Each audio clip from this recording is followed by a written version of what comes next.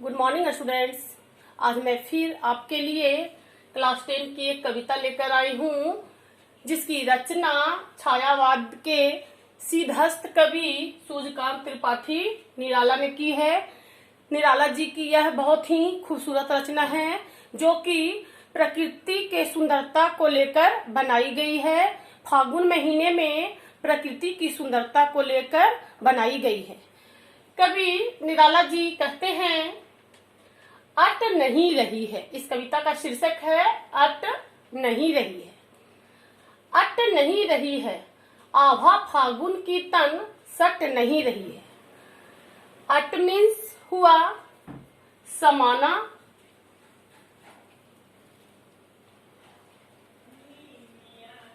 तो कवि निराला जी कहते हैं कि फागुन के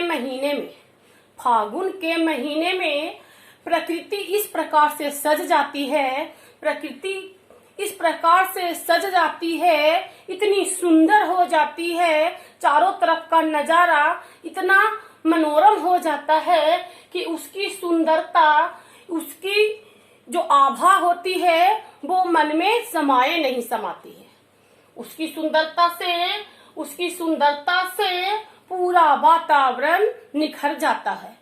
पूरे वातावरण में एक अजीब सुंदरता, एक अजीब सी मादकता आ जाती है जिसको कि देखने पर आंखें नहीं हटती है। और इसकी सुंदरता, इसकी बढ़ी हुई सुंदरता इतनी ज्यादा होती है कि यह मन में समाये नहीं समाती है और आंखों को यह विश्वास नहीं होता है कि किसने आकर प्रकृति में यह जादू कर दिया कि प्रकृति इतनी सुंदर हो गई।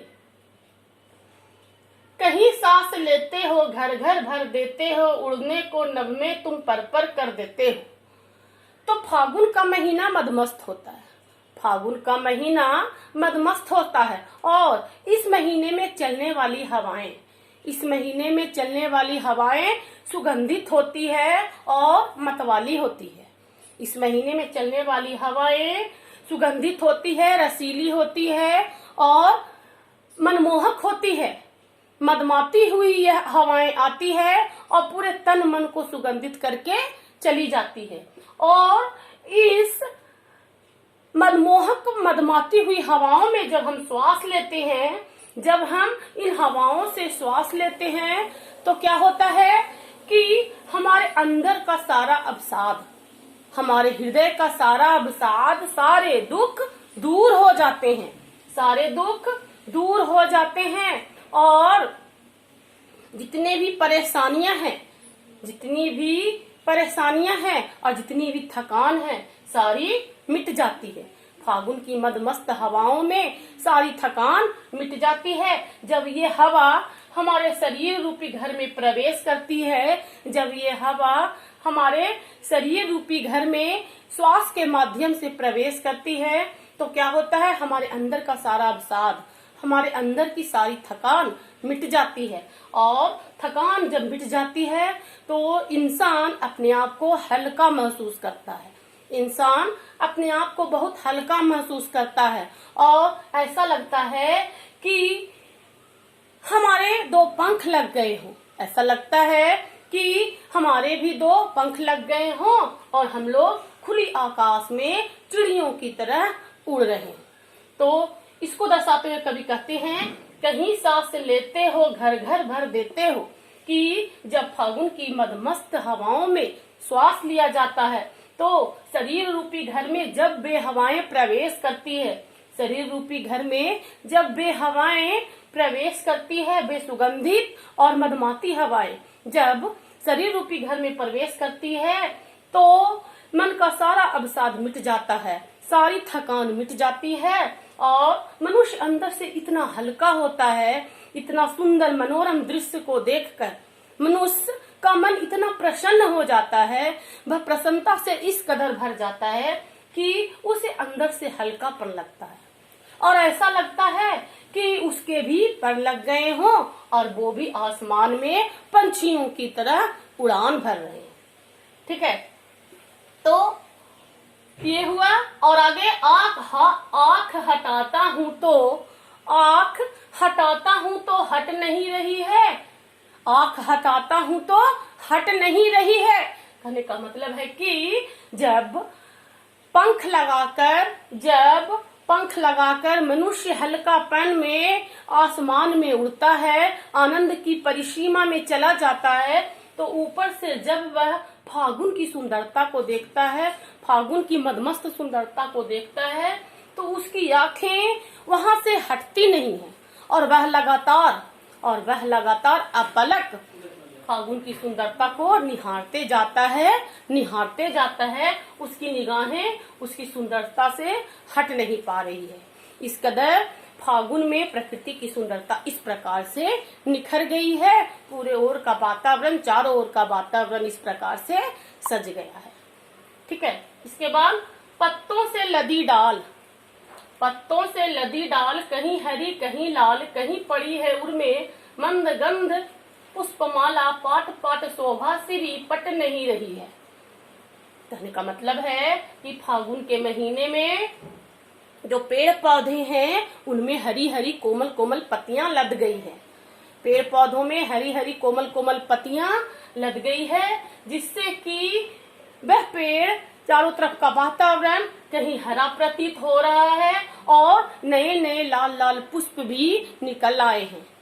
पेड़ों में, पौधों में नए नए लाल लाल पुष्प भी निकल आए हैं, जिसके कारण कहीं हरी दिखाई दे रही है तो कहीं लाल दिखाई दे रही है। कहने का मतलब पूरा वातावरण इस कदर सज गया है जैसे लग रहा है कोई मखमली चादर आकर बिछा गया हो। तो इस प्रकार से पूरा वातावरण सज गया है। कहीं हरी पत्तियां दिखाई दे रही है तो कहीं लाल लाल पुष्प दिखाई दे रहे हैं। कहीं पड़ी है उर्मे मंद गंध पुष्पमाल। इसके बाद कवि पेड़ों का मानवीयकरण करते हुए कहते हैं, कवि निराला जो कि छायावाद के सिद्धहस्त कवि हैं, वे पेड़ों का मानवीयकरण करते हुए कहते हैं कि पेड़ पौधों को अगर एक इंसान मान लिया जाए, पेड़ पौधों को अगर इंसान मान लिया जाए तो ऐसा लग रहा है कि पेड़ पौधों ने अपने हृदय पर लाल लाल सुगंधित पुष्पों की माला पहन रखी हो। लाल लाल सुगंधित पुष्पों की माला पहन रखी हो, जो कि देखने में इतनी सुंदर लग रही है, देखने में इतनी मनमोहक लग रही है कि निगाहें नहीं हट रही है। इस प्रकार से फागुन की सुंदरता, फागुन के महीने में प्रकृति की सुंदरता बहुत ज्यादा निखर गई है और प्रकृति का कण कण सुंदरता से भर गया है। और इस प्रकार से पूरी पृथ्वी सज गई है, दुल्हन की तरह सज गई है और इसकी शोभा इतनी निराली है, इतनी मदमस्त है कि जिससे निगाहें नहीं हट रही है, जिससे कि आंखें नहीं हट पा रही है और लगातार उसे निहारे जा रहे हैं। तो इस प्रकार से कवि ने इन पंक्तियों के माध्यम से फागुन की शोभा का अद्भुत वर्णन किया है, जो कि काफी सजीव और सटीक है। इस प्रकार से निराला जी के कलम का जादू, निराला जी की लेखनी का जादू है, जो कि इस प्रकार से प्राकृतिक तत्वों का मानवीयकरण कर इस प्रकार से उन्होंने ऐसी कविता की रचना की है, जिसके पढ़ने के बाद आंखों के सामने ऐसा लग रहा है कि जैसे हम लोग फागुन की सुंदरता को प्रत्यक्ष अपनी आंखों से देख रहे हैं। इस प्रकार से इस कविता की समाप्ति होती है। अगर हम इस कविता से क्वेश्चन राइज करें बीच बीच से, तो इसमें फर्स्ट क्वेश्चन इस प्रकार से राइज होगा, फागुन की सांस से कवि का क्या तात्पर्य है। ये एक बहुत अच्छा क्वेश्चन है कि बोर्ड बेस्ड ये क्वेश्चन है। फागुन की सांस से कवि का क्या तात्पर्य है। तो फागुन की सांस से कवि का तात्पर्य फागुन में चलने वाली सुगंधित और मदमस्त हवाओं से है। सुगंधित और मदमस्त हवाओं से है। कवि कहते हैं कि फागुन में चलने वाली हवाएं इतनी मदमस्त होती है, इतनी मतवाली होती है कि उससे अगर उन हवाओं को अगर श्वास के द्वारा शरीर में प्रवेश कराया जाए तो शरीर की सारी थकान मिट जाती है और मन के सारे अवसाद दूर हो जाते हैं और शरीर इतना हल्का हो जाता है। मनुष्य को प्रसन्नता के कारण इतना हल्कापन फील होता है कि ऐसा लगता है कि वो पर लगाकर, पंख लगाकर आसमान में उड़ रहा है और प्रकृति की सुंदरता को निहार रहा है। ठीक है, एक और क्वेश्चन देखते हैं। उड़ने को नभ में तुम पर कर देते हो से कवि का क्या तात्पर्य है? तो इस प्रश्न का भी उत्तर इस प्रकार हम लोग देंगे कि कवि कहते हैं कि फागुन की मदमस्त हवाओं ने मनुष्य में ऐसा जादू कर दिया है, फागुन की मदमस्त हवाओं ने, फागुन की सुंदरता ने मनुष्य को इतना प्रसन्न कर दिया, इतना प्रसन्न कर दिया कि उसके मन के सारे अवसाद दूर हो गए। जब प्रसन्नता की मात्रा बढ़ती है तो मन के सारे अवसाद दूर हो जाते हैं और थकान अपने आप मिट जाती है। और जब थकान मिट जाती है, अवसाद दूर हो जाते हैं, तो ऐसा लगता है कि इंसान को पंख लग गए हों। प्रसन्नता के मारे ऐसी कल्पना की जाती है कि हमारे 2 पंख लग गए हों और हम आसमान में उड़ रहे हों। तो इस प्रकार से फागुन की जो हवाएं हैं इंसान को इतना हल्का कर देती है, इतना प्रसन्न कर देती है कि वो पंख लगाकर ऐसी कल्पना करता है कि पंख लगाकर मैं आसमान में उड़ रहा हूँ। इस प्रकार से ये सुंदर कविता की समाप्ति होती है। आशा है आपको ये समझ में आ गई होगी। अगर आपको समझ में आ गई होगी तो आप मेरे चैनल को सब्सक्राइब जरूर करना, लाइक जरूर करना। तब तक के लिए धन्यवाद।